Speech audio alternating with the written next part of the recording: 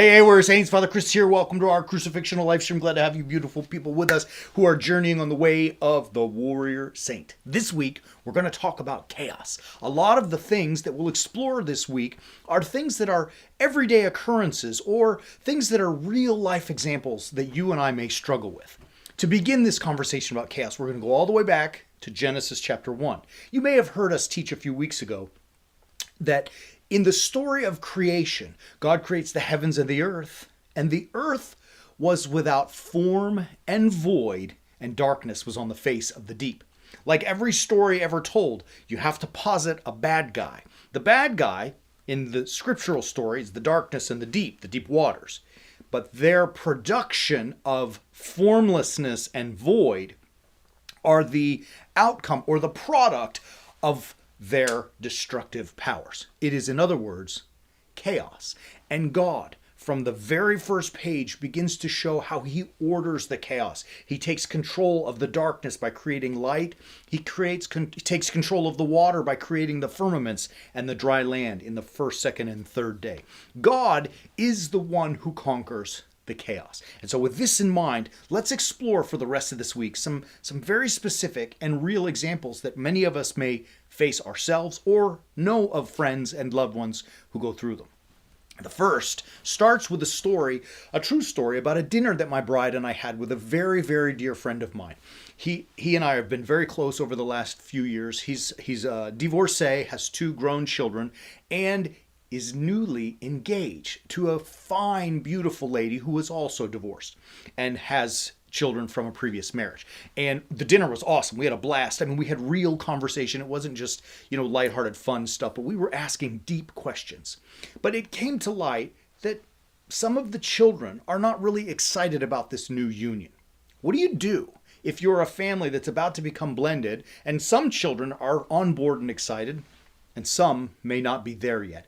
How do you deal with that? And the way that they unfolded their handling of it was really fabulous. I was impressed and excited about how they have decided to approach it. The first thing I think is that as warrior saints, we cannot be quick to react. In the Epistle of James, we hear, be quick to hear and slow to speak. And I think that means literally, don't talk as much as Father Chris, but it also means think, don't act immediately. Make sure your actions are well thought out. And so we don't want to be reactionary. The temptation is to say to a child, hey, I love your mom.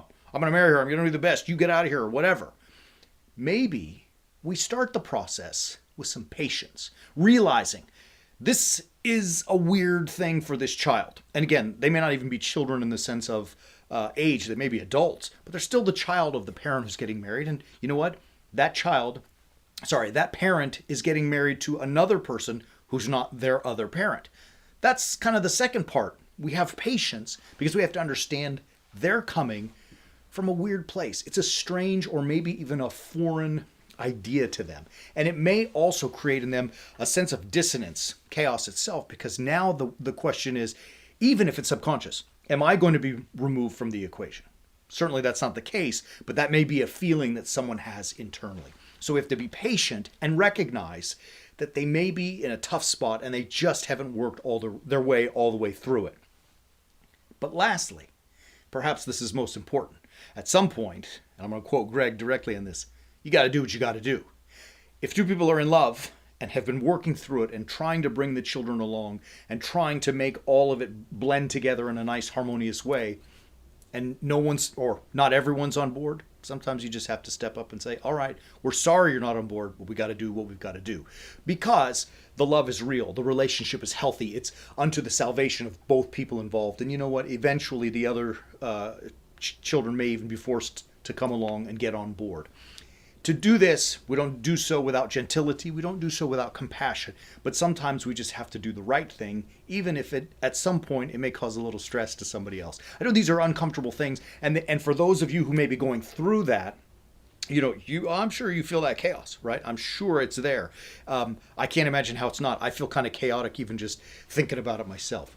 But I promise you this, that as you navigate through this chaos of blending a family where not everyone may be on board, the cross, the life of the cross, the way of Jesus Christ, what we call crucifixional living, It's the only way that you will be able to effectively and in a healthy manner navigate through that. How do you do that? You visit warriorsaints.org. When you visit our website, you can subscribe to our on-demand courses, and the one I want to push on you today is called The Way of the Warrior Saint, because it's teaching us how to live crucifixionally. So when we face a challenge like a blending of a family and every other challenge we may face, we are able to say, I got this.